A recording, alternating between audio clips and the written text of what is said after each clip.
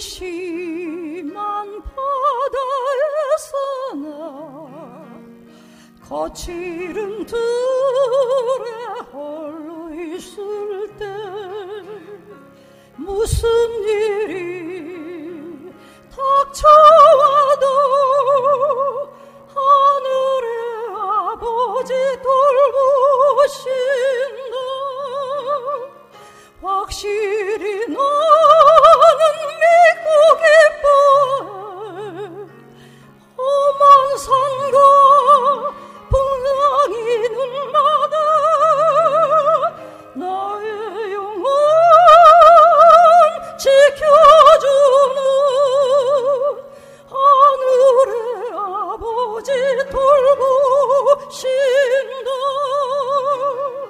사자굴 속에 있을 때나 치열한 전쟁 속에 있을 때 보안과 양식까지 하늘의 아버지 돌보신다. 확실히 나는 믿고 기뻐해. 험한 산과 풍랑이 눈바다 나의 영혼 지켜주는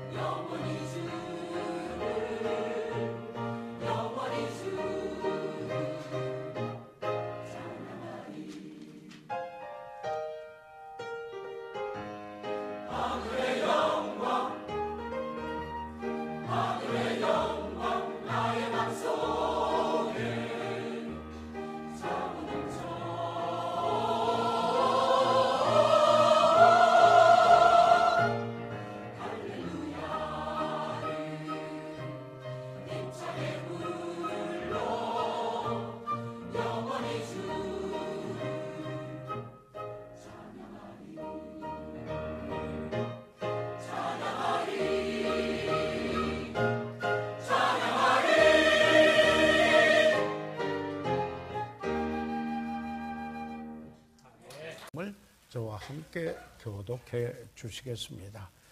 오늘 봉독할 말씀은 시편 91편 1절로부터 16절까지 되겠습니다. 지존자의 은밀한 곳에 거하는 자는 전능하신 자의 그늘 아래 거하리로다.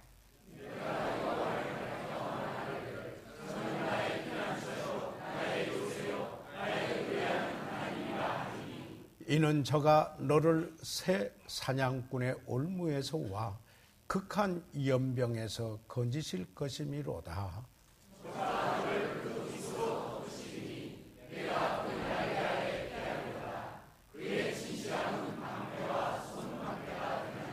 너는 밤의 놀램과 낮에 흐르는 살과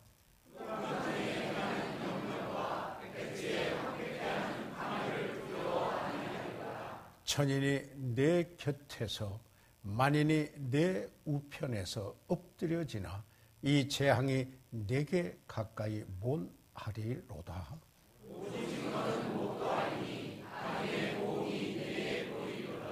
내가 말하기를 여호와는 나의 피난처시라 하고 지존자로 그 저를 삼으셨으므로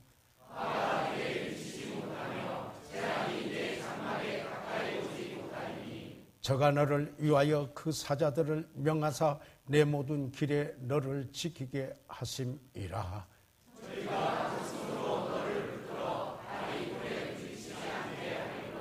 내가 사자와 독사를 밟으며 젊은 사자와 뱀을 발로 누르리로다.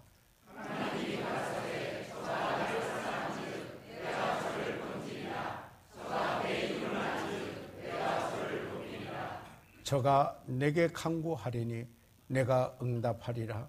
저희 환난 때에 내가 저와 함께 하여 저를 건지시고 영화롭게 하리라. 내가 장수함으로 저를 만족해 하며 나의 구원으로 보리라 하시도다. 살아계신 우리 아버지 하나님, 오늘 저희들 하나님의 귀한 말씀을 봉독해 하여 주셔서 감사합니다. 오늘 이 말씀을 통하여서 아버지의 영광을 보게 해 주시옵고, 이 말씀을 통하여서 아버지 하나님 우리의 삶이 하나님의 뜻을 이루어 변화되게 도와주시옵고, 그리고 저희들의 그 삶 속에 하나님의 약속하신 놀라운 축복이 넘치는 이 시간 되게 하여 주시옵소서. 이 시간 성령께서 우리 가운데 운행하시며 역사하실 때 순종하게 도와주시옵소서. 아버지 감사드립니다. 예수 그리스도의 이름으로 기도드려사옵나이다. 아멘. 착석해 주시기 바랍니다.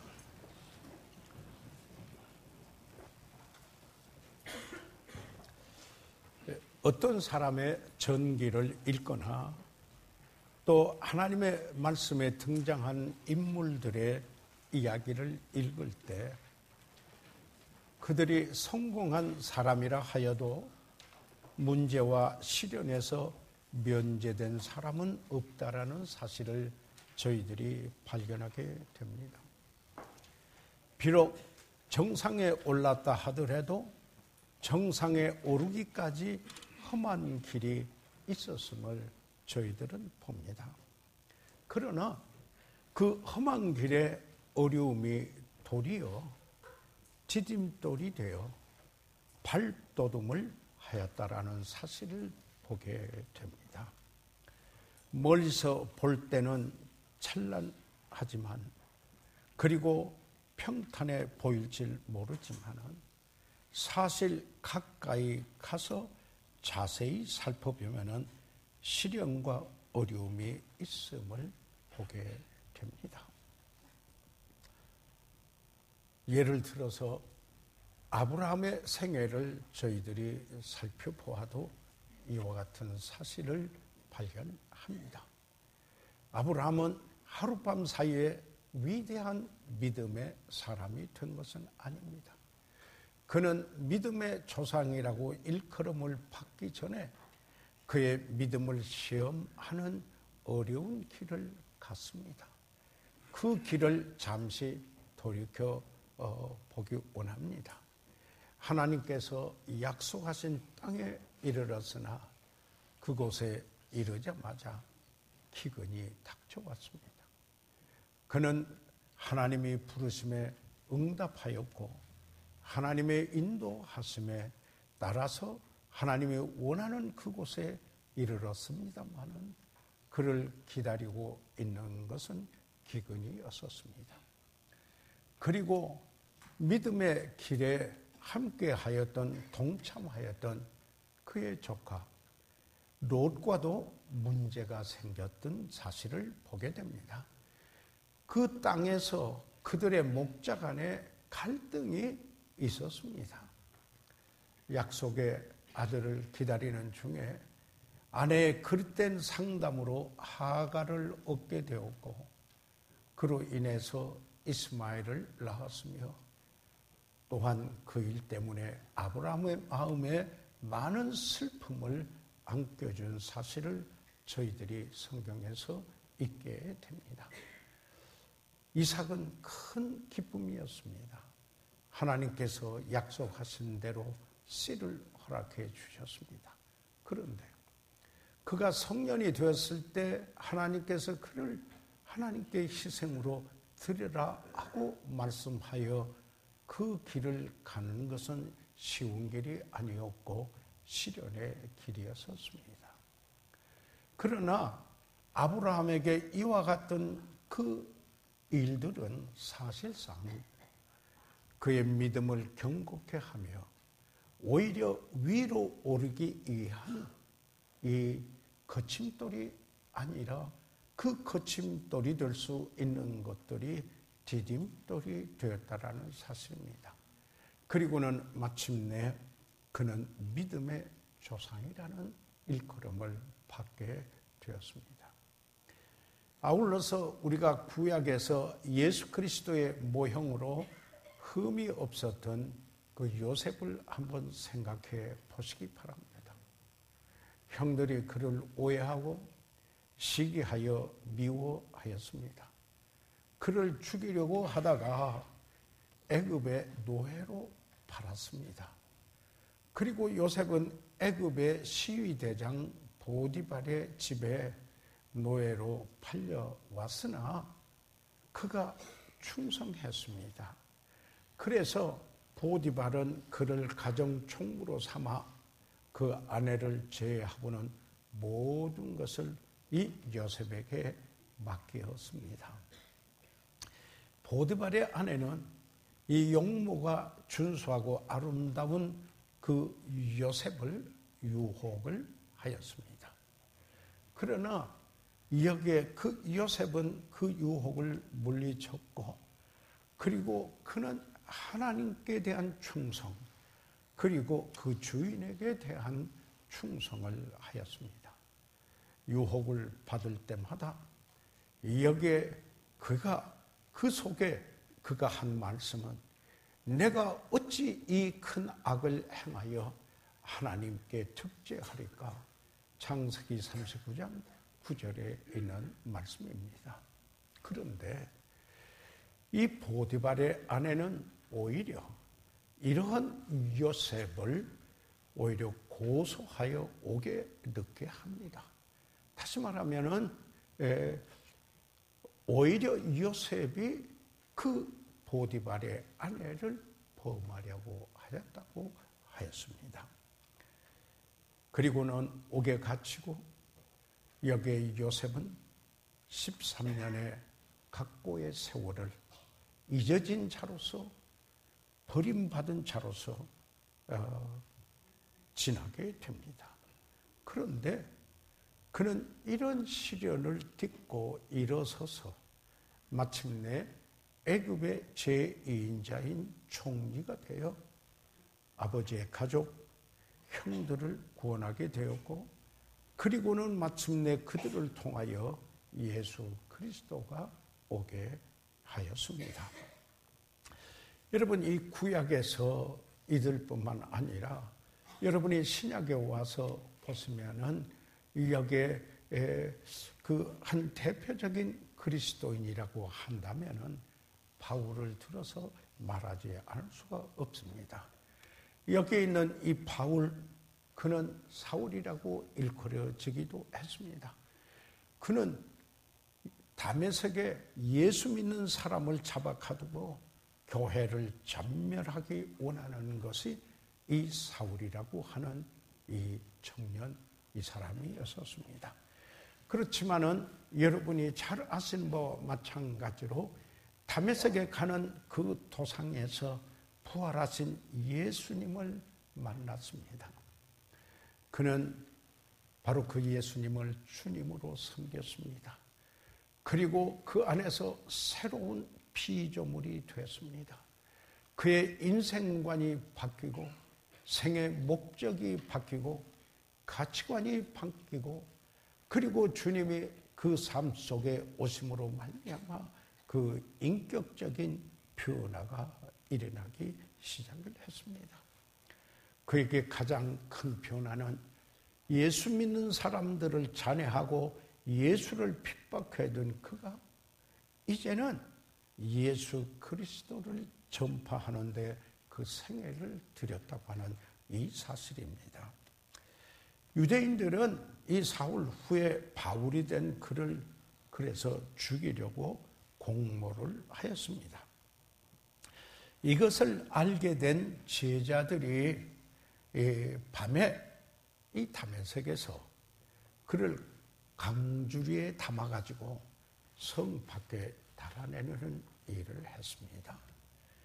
사실상 그는 예수 그리스도를 구주로 믿고 그의 사는 삶은 또 하나의 산을 넘으면 또 하나의 산이 있듯이 바로 시련의 그 길과 환난과 고통의 그 길을 갔었다라고 말해도 과언이 아닐 것입니다. 그래서 그는 이런 고백을 했습니다.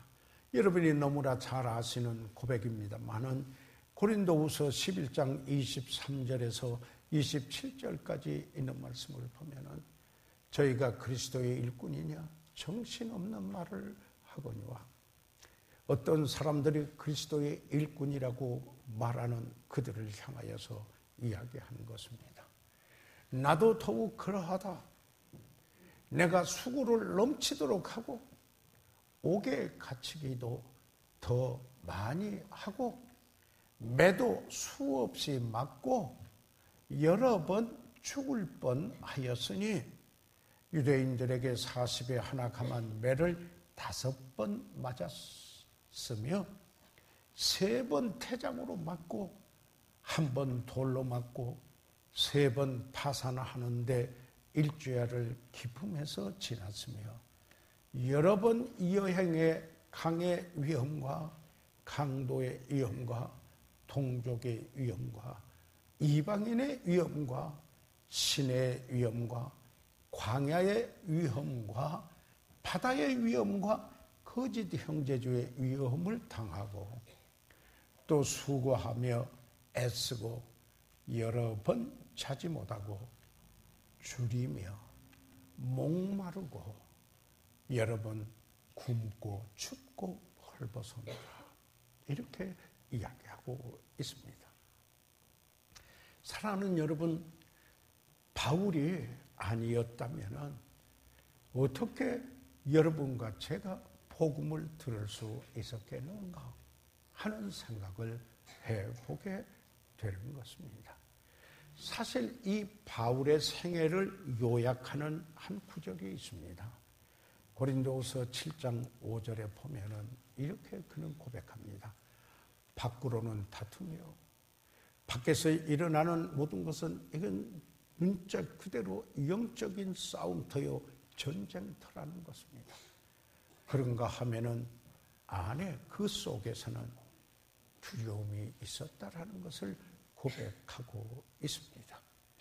그럼에도 불구하고 그는 가장 위대한 그리스도인이 되었고 그리고 세계를 뒤엎는 영향력 있는 그리스도인이 되었다라고 하는 사실입니다. 그런 바울이 그의 사랑하는 믿음의 아들 디모데에게 최후의 편지를 보냅니다. 로마의 감옥 토굴이라는 곳에서 여기에 그 편지 중에 마지막 편지의 마지막 장에 이런 말이 있습니다. 디모데후서 4장 6절, 7절, 8절 말씀 가운데 관제와 같이 벌써 내가 부음이 되고 나의 떠나갈 기약이 가까웠도다. 영어 성경에 보면 I am ready. 나는 준비되어 있다. 각오되어 있다. 이런 말입니다. 어떻게 해요? 마지막 제사로 드리는 제물처럼 내가 그렇게 드릴 준비가 되어 있다. 그리고 나의 떠나갈 기약이 가까워졌다. My departure is at hand. 마치 한 항구에서 다른 보다 나은 항구를 향하여 여행을 떠나는 것 같은 이런 떠날 기약이 가까웠다라고 이야기를 합니다. 그러면서 그는 이야기를 합니다. 내가 선한 싸움을 싸웠다라고 했습니다. 치졸한 비열한 싸움이 아니라 good fight, 선한 싸움을 싸웠다고 그랬습니다. 나의 달려갈 길을 마치고 라고 이야기했습니다. 그리고 믿음을 지켰으니 그러면서 그는 이제 후로는 나를 위하여 의의 면류관이 예비되어 있고 나뿐만 아니라 정말 주님을 바라보고 주의 나타나심을 사모하는 모든 자에게니라고 이야기를 했습니다. 사도 바울의 마지막 서신에서 저희들은 그의 모습을 연상할 수가 있습니다. 사랑하는 여러분, 여러분도 인생의 그 여정에서 아마 어떤 어려움과 시련을 겪었으리라고 생각을 합니다. 물론 그 구체적으로 어떤 어려움과 어떤 시련을 겪으셨는지 저는 잘 알 수가 없습니다. 그렇지만은 이 시련이 있을 때 어떻게 여러분이 느끼셨을까 하는 것은 조금 알 수 있을 것 같습니다. 저도 조금은 그 길을 가보았기 때문인 것입니다. 인생의 길은 험하고 포기하고 싶을 때가 있는 것입니다. 왜 하나님께서 그 길을 평탄하게 해주시 않으셨는지 물어보지만 사실 깨닫고 보면은 그 길이 아니었으면 결코 산정에 오르지 못했을 것을 깨닫게 되는 것입니다. 참으로 거침돌이라고 여겼던 것들이 디딤돌이 되었고, 그리고 하나님께서 디딤돌을 놓아주시고, 그래서 오히려 발돋움을 해서 올라갈 수 있게 하기 위해서였다라는 사실입니다. 저는 그래서 오늘 이 시편 이 91편에 바로 여기에 이 시편 기자가 노래하는 것은 저는 나의 피난처요, 나의 요새요, 나의 의뢰하는 하나님이리라 하는 이 말씀을 주제로 삼고 여기에 시편 91편을 통하여서 우리는 하나님을 우리의 피난처로 삼아야 한다. 우리 인생의 여정에서 참으로 피난처로 삼을 때 궁극적인 실패가 없고 여기에 약속하신 하나님의 놀라운 약속이 이루어지리라고 저는 믿습니다. 이 시편 91편을 누가 기록하였는지 알려지고 있지 않습니다. 일명 고아가 된 시라고도 말합니다. 모세가 기록했는지 다윗이 기록했는지 히스기야가 나단이 아니면 이사야 선지자가 인가 하는 우리는 여전히 알지 못합니다. 그러나 한 가지 분명한 것은 하나님의 감동하심으로 이 시편이 기록된 하나님의 말씀이라고 하는 사실입니다. 어떤 분들은 시편 90편이 모세의 노래인 것처럼 아마 91편도 모세의 노래가 아닌가 이렇게 생각하는 분도 있습니다. 그래서 여기 신명기에 보면은 모세 오경, 여기에 정통적인 신앙을 가진 분들은 여기에 모세가 기록한 창세기로부터 나오는 모세 오경입니다. 여기에 신명기에 33장 27절에 이런 말씀이 있습니다. 영원하신 하나님의 너희 처소가 되시니 그의 영원하신 팔이 내 아래에 있도다. 이랬습니다. 하나님이 처소가 되셔서, 영원하신 하나님이 처소가 되셔서 그의 영원하신 팔이 내 안에서 안아주고 있다. 그런 말 아닙니까? 그리고는 그가 내 앞에서 대적을 쫓으시며 멸하라 하시도다 라고 말씀하고 있습니다. 여기에 신명기 33장 27절에 있는 영원하신 하나님이 너의 처소가 되시니 하는 이 말씀, The eternal God is thy refuge. 영원하신 하나님은 그대의 피난처이라. 바로 이 말씀을 풀이한 것이라기도 합니다. 다시 말해서 이런 거 아니겠습니까?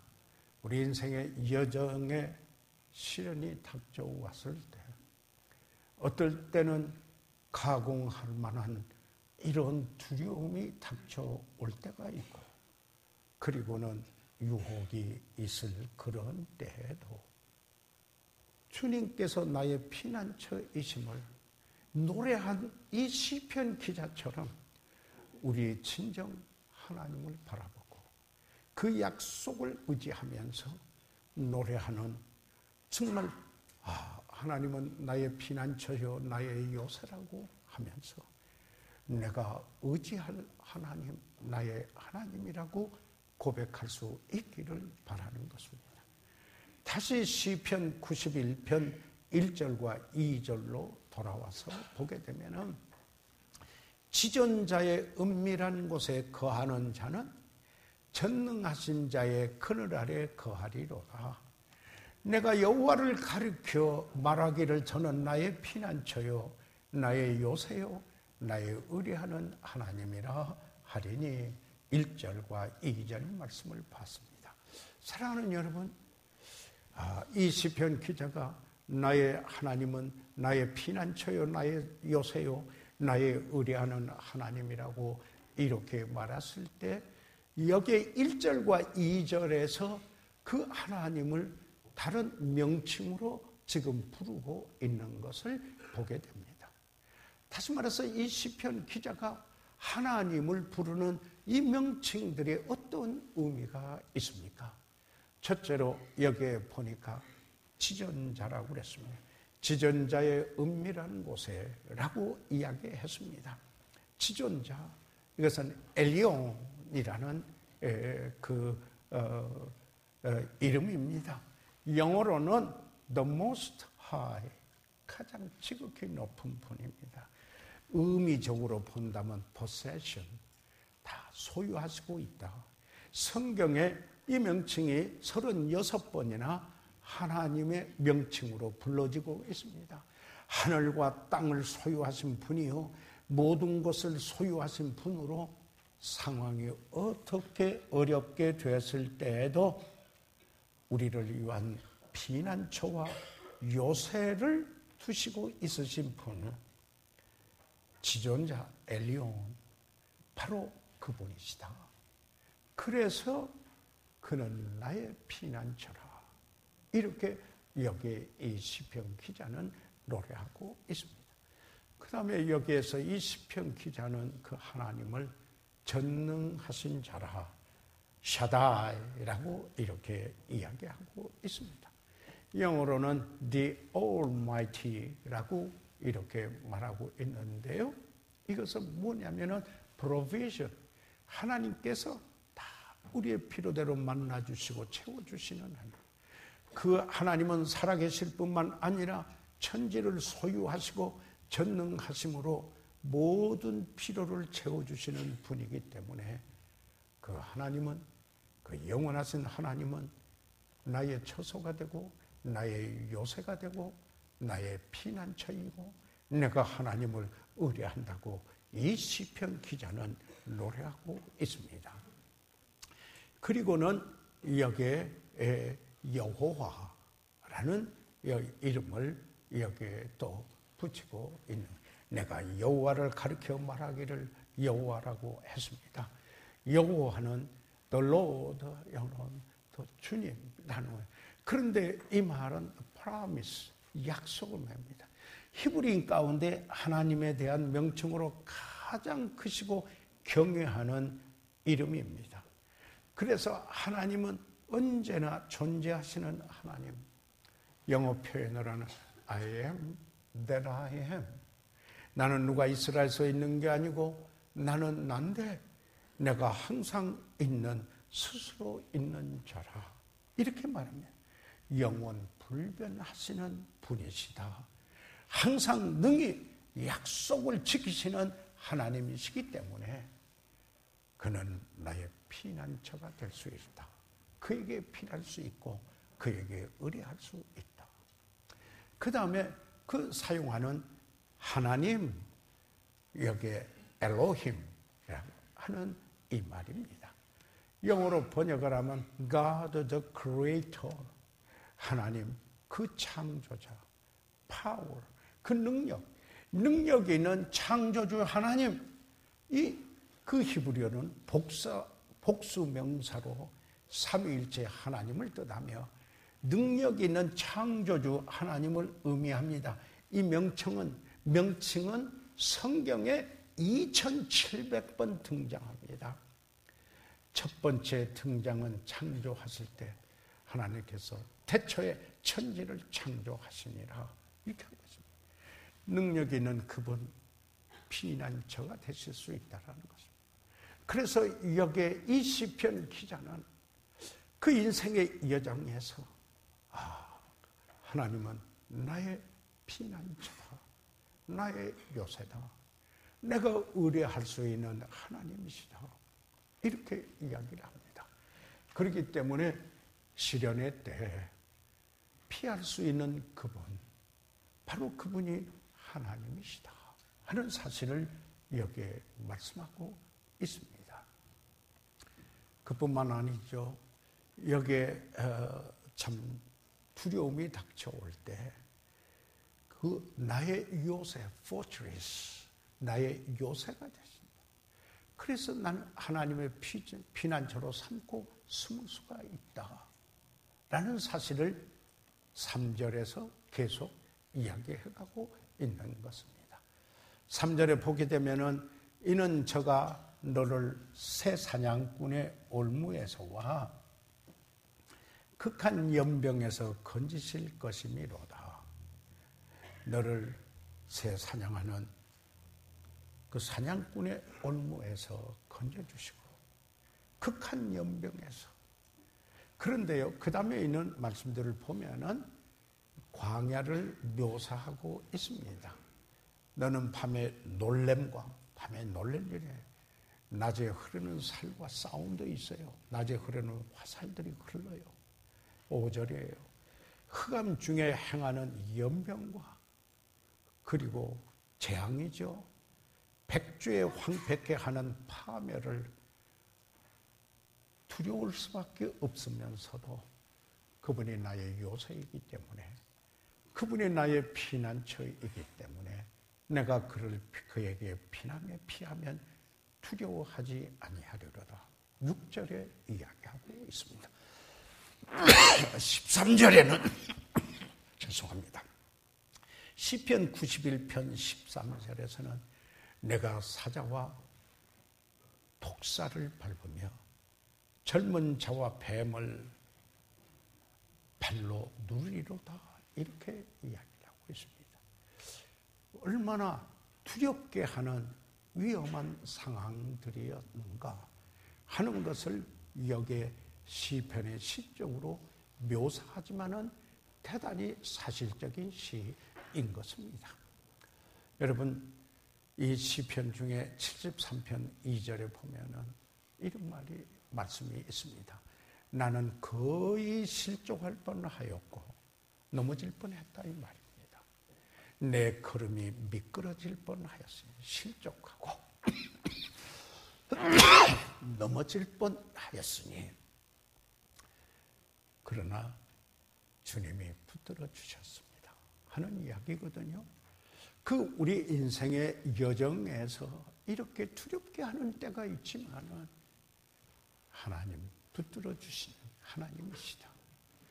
여러분이 잘 아시는 바와 마찬가지로 이 네덜란드 여인이 어떤 고리템품 여사는 주는 나의 피난처라는 책을 썼습니다. 2차 세계대전 중에 유대인을 숨겨준 일로 나치 수용소에서 고문과 고통을 당하였었습니다. 그때 그 수용소에 갇혔던 아버지, 여동생을 잃었고 다시 말하면 사냥꾼의 올무였습니다. 극한 연병, 밤의 놀램들, 언제 죽을지 모르는 대낮에 날아오는 화살, 으르렁대는 사자, 독사, 그 걸음이 미끄러질 뻔했었습니다. 그러나 주님을 붙들었습니다. 아니, 주님께서 붙들어 주셨습니다. 주께서 그의 피난처가 되어 주신 것입니다. 그의 요새가 되어 주셨다고 하는 이 사실입니다. 그래서 그 책은 많은 이들에게 감동을 주지 않았습니까? 사랑하는 여러분, 여기에 시편 기자의 노래처럼 하나님을 피난처로 삼고 요새로 삼으며 그를 의지하면은 이 모든 것으로부터 또는 그 두려움에서 우리를 보호하실 것을 약속해 주시고 있는 것입니다. 여기에 시편 91편 4절에 보면은 이런 말씀이죠. 저가 너를 그 깃으로 덮으시려니 내가 그 날개 아래 피하리로다. 예. 그 진실함은 방패와 손방패가 되나니 이렇게 말하고 그래서 그 다음에 아까 봉독을 했습니다만은 6절 끝에 두려워 아니하리로다. 왜요? 깃으로 덮어주시고 예. 그리고 그 날개 아래 피할 수 있게 해주셔서 정말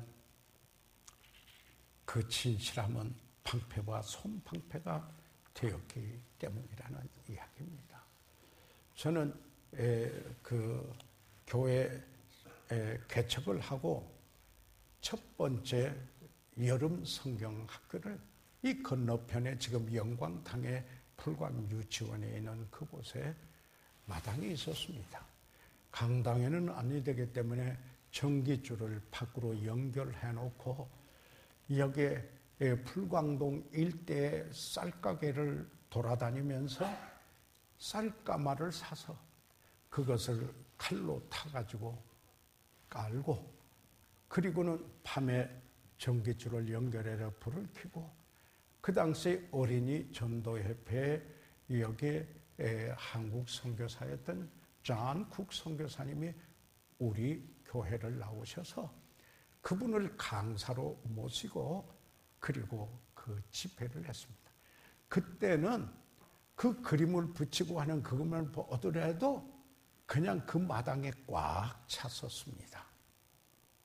그래서 제가 초창기에 이 전도협회의 교재들을 거의 제가 번역을 했었습니다. 그 번역을 하는 중에 이런 일화가 있었습니다. 아프리카 대륙의 한 중심부 농장에 있었는데요. 불이 났습니다. 농장이 다 불타버리고 말았습니다. 그런데 여기에 그 농장 주인이 여기에 불타버린 농장 가운데 보니까 까맣게 탄 어미닭을 발견하게 됐습니다. 그래서 이미 타버린 이 어미닭을 무심코 발로 건드렸습니다. 그랬더니 그 안에서 병아리들이 삐약삐약하고 소리를 내면서 나오는 것입니다. 어미닭은 기스로 병아리를 안고 보호했습니다. 어미닭은 죽었지만은 그의 희생을 통해서 여기에 그 새끼들의 병아리가 살아나게 된 것입니다. 예수님께서 예루살렘 성을 바라보면서 예루살렘아, 예루살렘아, 내가 어미닭이 병아리를 그 새끼를 품으려고 하는 것처럼 너를 안으려고 했지만은 너희가 원치 아니하였도다 라고 하면서 눈물을 흘리시기도 했습니다. 그렇지만 그는 마침내 십자가에서 피 흘리시고 속죄의 그 일을 이루어 주셨기에 그를 믿는 자들이 영생을 얻게 되는 놀라운 일이 일어났습니다. 그는 하나님의 아들이셨기 때문에 사흘 만에 살아나셨고 그를 믿는 자에게 의롭다 하고 영생을 허락해 주셨던 것이었습니다. 우리의 삶은 문제나 시련과 어려움에서 면제된 것은 아닙니다. 그리스도인이라고 해서 면제되어 있지는 않습니다. 이것은 인생의 보편적인 사실인 것입니다. 그러나 어떤 일이 있든지 간에 하나님을 사랑하는 자, 그 생의 목적에 하나님의 뜻이 이루어지기를 원하고 있는 사람, 그에게는 모든 것이 합력하여 선을 이루느니라 유익이 된다고 말씀하고 있습니다. 여러분 믿으시면 아멘 하십시오. 그래서 뭐예요? 하나님을 나의 피난처로 삼으라. 그래서 그를 나의 요새로 삼으라는 것입니다. 그래서 그에게 나와서 의지하라. 그의 약속을 믿고 의지하라는 말씀인 것입니다. 자, 이제 11절과 12절에 있는 말씀 보고자 합니다. 저가 너를 위하여 그 사자들을 명하사 내 모든 길에 너를 지키게 하심이라. 저희가 그 손으로 너를 더불어 발이 돌에 부딪히지 않게 하리로다. 이렇게 여기 이 시편 기자는 노래하고 있습니다. 여러분 이 말씀을 잘 유의해 보십시오. 여기 보면은 하나님의 사자들, 그 군사들, 에인절스라고 그랬습니다. 천사들. 하나님께서는 그의 사자들, 그의 천사들, 군사들로 부리어서 그의 백성들을 돕는 일을 하신다. 그래서 그들을 명하여서 내 모든 길에 너를 지키게 하십니다. 그러면서 하는 말이 저희가 그 손으로 너를 붙들어 이 사자들이 말씀이에요. 천사들이 또는 하나님의 군사들이 너를 붙들어 발이 돌에 부딪히지 않게 하리로다. 보니까요, 돌을 치워주셨다 그러지를 않았어요. 그런데 돌은 그대로 있는데 그 돌에 부딪히지 않게 하셨다. 이 말씀이 성경을 계속 읽으면서 의미 있게 오는 말씀이라는 사실입니다. 여러분이 잘 아시고 늘 우리가 생각하는 것처럼 여러분 주초 위에 반석 위에 주초를 놓고 여기에 집을 지은 지혜로운 사람이나 모래 위에 집을 지은 사람이나 똑같이 비가 내리고 창수가 났고 바람이 불어 부대쳤습니다. 단지 모래 위에 집을 지은 사람은 무너졌지만은 집이 여기에 반석 위에 주초를 놓고 집을 지은 사람은 그대로 있었습니다. 그 반석은 예수 그리스도가 아닙니까? 사랑하는 여러분, 비를 없애고 바람을 없앤다고 그러지 않았습니다. 그 가운데 여기에 이길 수 있도록 보호해 주신다라는 말씀을 하고 있습니다. 여기에서 돌에 부딪히지 않게 하리로다. 여기에 걸어가다가 돌에 부닥치면은 넘어지지 않아요. 그래서 그 돌이 거침돌이 되는 것이 아니겠습니까? 그런데 그 거침돌이 아니고 그를 너를 붙들어 발이 돌에 부딪히지 않게 하고 오히려 디딤돌이 되게 하셨다라고 생각하게 되는 겁니다. 인생의 고난을 통해서 나에게 거침돌이 될 수 있는 상황이 있지만은 우리를 붙들어 주셔서 그리고 오히려 디딤돌이 되게 하셔서 한 단계 위로 오르게 하셨다. 이 사실입니다. 그래서 하나님께 나와라. 하나님을 피난처로 삼으라 하는 것이 아니겠습니까? 사랑하는 여러분, 여기에 인생의 행로에 깔린 돌들 원망하고 발로 차면은 우리 발만 다칩니다. 그리고 아픔을 겪습니다. 없애기는 너무 크고 무겁습니다. 그렇다고 돌아갈 수도 없습니다. 어떤 사람은 더 이상 가지 않고 포기하고 맙니다. 그러나 하나님의 자녀들은, 하나님을 의뢰하는 그들은 더 높이 오를 수 있는 발판으로 삼을 수 있다라는 것입니다. 길은 항상 포장만 되어 있는 것은 아니지 않습니까?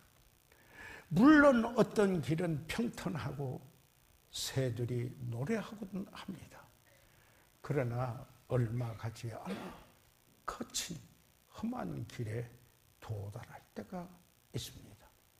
노래도 없고 도움의 손도 없습니다. 그러면 이때 포기할 것입니까? 이때야말로 하나님의 약속을 바라보면서 기대할 때, 하나님께 의지할 때라는 이야기입니다. 그래서 여기 11절과 12절에 저가 너를 위하여 그 사자들을, his angels, 그의 군대들을 명하여 내 모든 길에 너를 지키게 하심이라. 저희가 그 손으로 너를 붙들어, 그 능력의 손으로 붙들어 발이 돌에 부딪히지 않게 하리로다라고 말씀을 하고 있습니다. 사랑하는 여러분, 하나님의 사자들, 그의 군대가 여러분과 저를 도울 것입니다. 여러분 믿으시기 바랍니다. 하나님의 말씀을 믿는 자가 복이 있습니다. 어떤 경우에는 승리의 때보다 실패의 때에 더 많은 것을 배우게 됩니다. 실패만 계속하면 낙담하게 되죠. 그러나 하나님은 우리의 생활에서 균형을 이루게 하십니다. 햇빛만 있으면 사막이 되죠. 그러나 비를 내리십니다. 비를 내려 균형을 이루게 하지 않습니까? 네. 제가 이번에 캘리포니아의 그 랭캐스터 지방에서 집회하는데요. 비가 좀 뿌렸어요. 그랬더니 우리 손자들이나 다 이야기하면, 기분 좋다 그래요. 거기에서는 사막 지역에 비가 내리는 게 그렇게 신선하고 좋게 여기는 거예요. 참 균형이 이루어지는 거구나.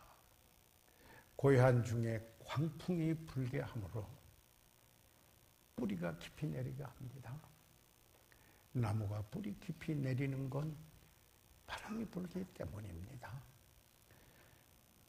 웃음과 눈물, 우리 항상 웃음만 있으면 좋겠죠. 그러나 항상 눈물만 있으면 파탄되겠죠. 그러나 웃음과 눈물이 마음을 부드럽게 합니다. 이해하게 합니다. 그리고 동정하게 합니다. 그리고 참여하게 하는 것입니다. 우리를 즐겁게 하는 평지, 또한 우리를 도전하는 광야, 길일 수도 있는 것입니다. 그러나 하나님 뜻 안에서 벗어나면 안 됩니다. 그것은 하나님이 원하는 길이 아닌 다른 길을 가고 있기 때문에 그렇게 되면은 그 길은 더욱 어려움만 갑니다. 사랑하는 여러분, 하나님의 말씀으로 지시하는 그 길이 아닌, 그리고 우리 생각으로, 사람의 생각으로 결정하는 그런 길은 종래 더 어려운 길이 되고 만다라는 사실인 것입니다. 우리는 그래서 시련과 또는 어려움을 받아들이고 오히려 하나님께서 이것으로부터 우리에게 유익을 주는, 그 유익을 주실 텐데 그 유익이 무엇인가 그것을 찾는 지혜를 가져야 한다고 하지 않았습니까? 그렇기 때문에 시련과 고난이 있을 때 왜 하나님 우리에게 이런 것을 허락하십니까? 하지 말고 하나님 저희에게 무엇을 가르쳐 주시려고 합니까? 라고 기도하라고 하지 않습니까? 그래서 우리는 믿음이 필요한 것입니다. 아멘. 그래서 하나님을 의지하는 것입니다. 하나님, 그래서 우리는 이 믿음이 필요한 것이죠. 문제만 바라보면은 그게 태산이에요. 그게 전부예요. 태산 넘어 또 태산이에요. 그러지만 눈을 들어 예수님을 바라보시기 바랍니다. 그래서 이 시편 91편 15절에 이렇게 말합니다. 저가 내게 간구하리니 내가 응답하리라. 그래서 그가 기도하면은 하나님이 응답해 주시겠다 그랬습니다. 그래서 저희 환난 때 내가 저와 함께 하여 환난 때 저와 함께 하고 저를 건지고 영화롭게 하리라. 간구하시기 바랍니다. 하나님께 기도하면은 응답하시고 환난의 때에 함께 해주시고 그리고 저를 건져주시고 영화롭게 하리라. 너희가 환난 중에 있나 나를 부르라. 그러지 않으면 그러면 내가 응답하겠고 너를 영화롭게 하라. 똑같은 이 시가 반복되고 성경에 있음을 여러분 보시기 바랍니다. 16절에 있는 말씀 보시기 바랍니다. 16절에 내가 장수함으로 저를 만족해 하며 나의 구원으로 보이리라 하시도다. 이제 잠시 주어하고 목적어가 잘못 왔다 갔다 할 수가 있어요. 그리고 장수함으로 이게 이 번역하는데 사실 제가 보았더니요, 성경을 봤더니 이렇게 하면 더 쉽게 돼요. 하나님께서 내가 너를 장수케 함으로 너를 만족해 하며, 그런 말씀이더라고요. 우리말은 이거 거꾸로 붙을 수가 있어요. 잘 조심해 보지 않으면요. 그래서 하나님의 구원을 보이리라 하시도다. 사랑하는 여러분, 하나님은 우리를 축복해 주시기 원하십니다. 장수함으로 만족해 하기 원하십니다. 우리가 하나님께 의지합시다. 하나님께 간구하십시다. 하나님께서 구원을 보여주신다는 말은 건져주신 그것을 보여주실 것이라고 말씀했습니다. 할렐루야. 이럴 때 주님을 찬양하게 됩니다. 마무리하면서 인생길에서 가장 큰 장애가 있었던 그 인생의 여정을 산 분이 있었다면 누구입니까? 예수 그리스도이십니다. 그는 버림받은 소수민족 가난한 가정에서 태어났습니다. 심지어는 나사렛에서 선한 것이 나올 수 있느냐고 조롱하는 작은 마을에서 자랐습니다. 보통 사람들을 그 주위에 두었으며 그 중에 한 사람은 그런데 그를 배반했습니다. 사람들은 그를 조롱하고 그의 말을 비아냥하였고 그의 동기를 의심하기도 했습니다. 그러나 그는 내 양식은 아버지의 뜻을 이루는 것이다. 내가 온 것은 아버지의 뜻을 이루기 위해서 왔다. 그렇게 했습니다. 그리고는 마침내 십자가에서 다 이루었다라고 했습니다. 예수님은 마침내 가장 큰 돌로 여겨지는 십자가를 지셨습니다. 강도처럼 십자가에 못 박이셨습니다. 그러나 살아나셨습니다. 승리하셨습니다. 그러므로 믿음의 주여 또 온전케 하신 예수를 바라보자. 저는 그 앞에 있는 즐거움을 위하여 십자가를 참으사 부끄러움을 개의치 아니하시더니 하나님 보좌 우편에 앉으셨느니라. 주 예수를 바라봅시다. 우리 시간 다 같이 일어나셔서 머리 숙이시겠습니다.